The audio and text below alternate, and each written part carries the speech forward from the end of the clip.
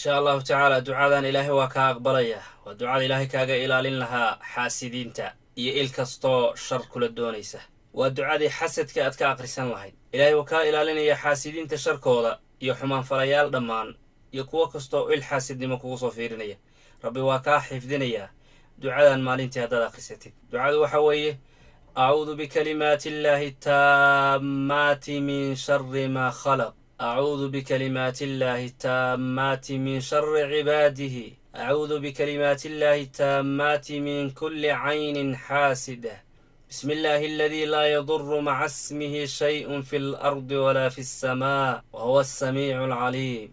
ما شاء الله ولا قوة إلا بالله. ما شاء كان وما لم يشاء لم يكن ولا حول ولا قوة إلا بالله العلي العظيم. اللهم ادفع عني عين الحاسدين وحسد الحاسدين برحمتك يا أرحم الراحمين. اللهم لا يأتي بالحسنات إلا أنت ولا يدفع السيئات إلا أنت. اللهم لا خير إلا خيرك ولا طير إلا طيرك. haddaan mar kale idinkugu celiyo iyadoo dulmar ah, waxaa weeye ducada iyadoo af soomaaliyaysan. waxaan magan galay ilaahay kelmooyinkiisa iyo erayadiisa dhammayska tiran. makhluuqiisa sharkooda ayaa ilaahay ka magan gelayaa.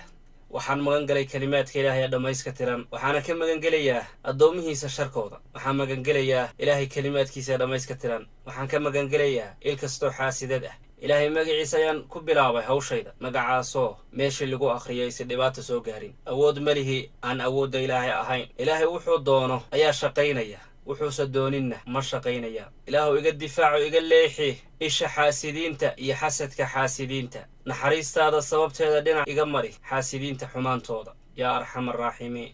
ilaahu adiga keliya weeye waxaa wanaagga keena, xumaantana ma reebo oo cidigees igama marsiin karto oo adiga aan ka ahayn. ilaahu khayrkaada mooyaane khayr kale ma jiro, rajadaada mooyaane rajo kale ma lihi. mar saddexaad haddaan idiin dulmaro: acuudu bikalimaati illaahi taammaati min shari maa khalaq. acuudu bikalimaati illaahi taammaati min shari cibaadih. أعوذ بكلمات الله التامات من كل عين حاسدة. بسم الله الذي لا يضر مع اسمه شيء في الأرض ولا في السماء وهو السميع العليم. ما شاء الله ولا قوة إلا بالله. ما شاء كان وما لم يشاء لم يكن ولا حول ولا قوة إلا بالله العلي العظيم. اللهم ادفع عني عين الحاسدين وحسد الحاسدين برحمتك يا أرحم الراحمين. اللهم لا يأتي بالحسنات إلا أنت ولا يدفع السيئات إلا أنت. اللهم لا خير إلا خيرك ولا طيرك إلا طيرك يا ذا الجلال والإكرام.